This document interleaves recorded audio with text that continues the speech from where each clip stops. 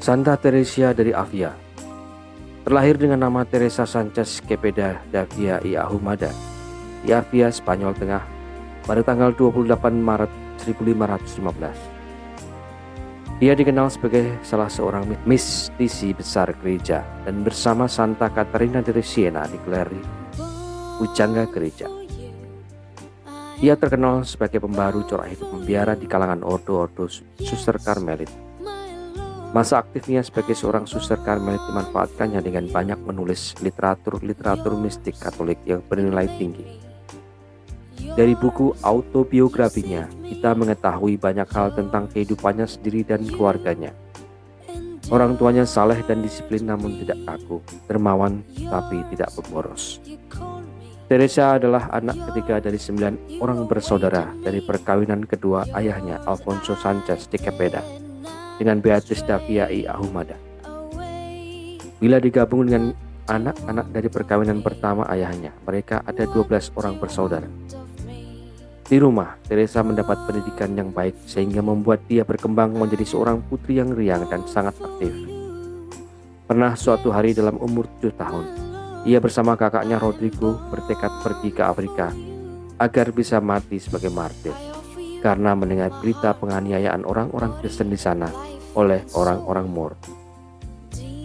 Tetapi mereka dihadang oleh pamannya dan dipaksa kembali ke rumah. Semakin besar, Teresa semakin cantik dan menarik. Penampilannya sangat menyerupai ibunya. Hanya saja, ia sadar akan keelokan wajahnya dan akan jiwanya yang bersolek dan senang dikagumi.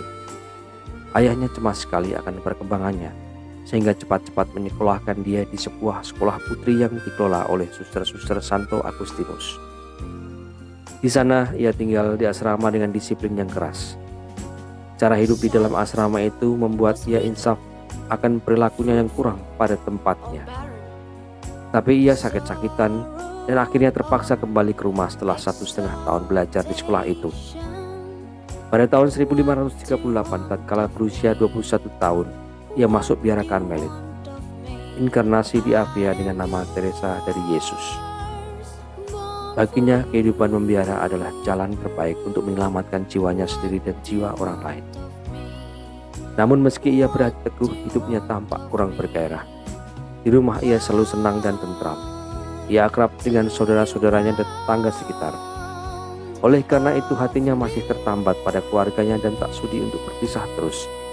Sebab di rumah ia selalu senang dan tentram, serta akrab sekali dengan saudara-saudaranya dan tetangga dekat. Di biara ia memang melaksanakan tugas-tugas yang dibebankan kepadanya. Namun ia bersikap acuh tak acuh saja terhadap kehidupan rohaninya. Bahkan memandang remeh saja dosa-dosanya. Batinnya semakin kacau ketika ayahnya meninggal dunia.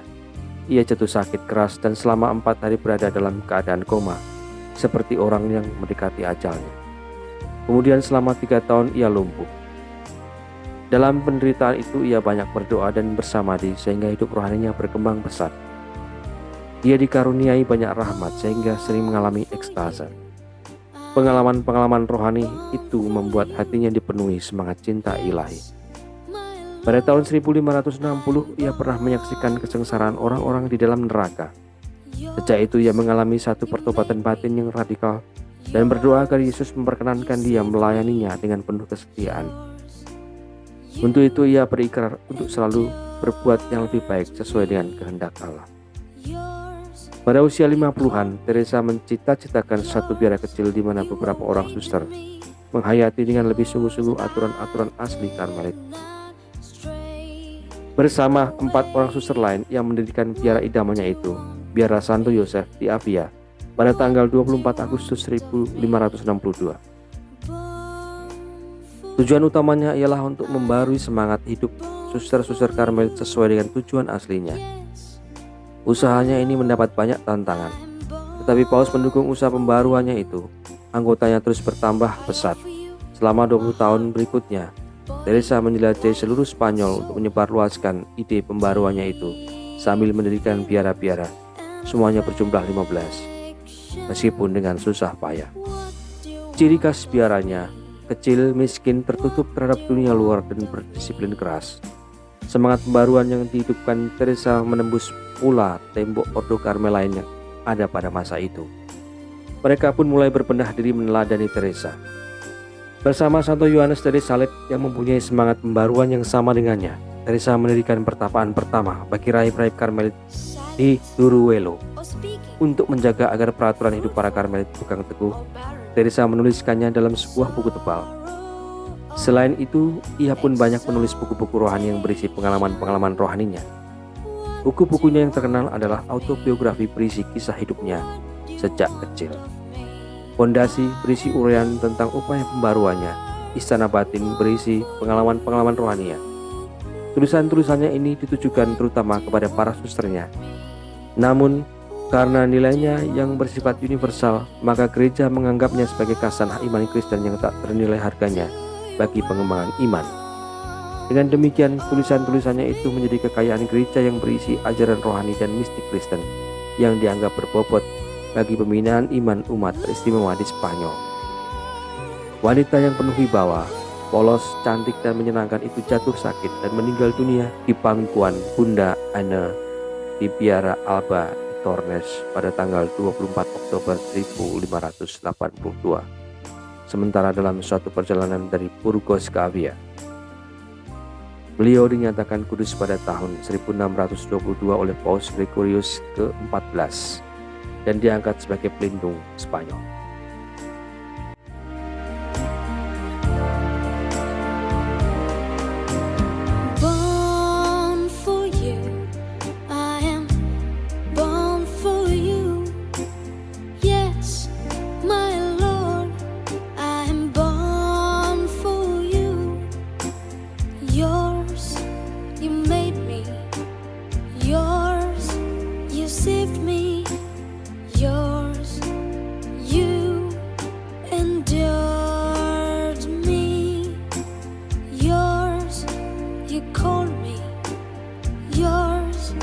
Awaited me, yours. I did not stray away.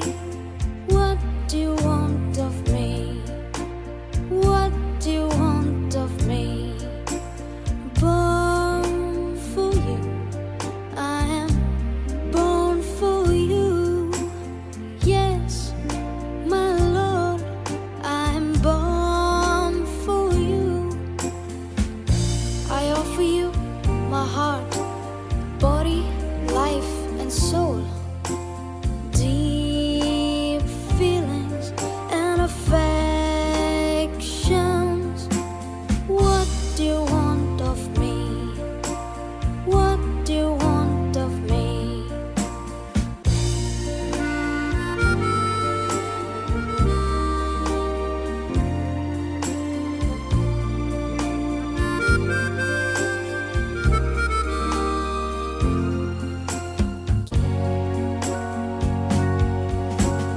Silent or speaking,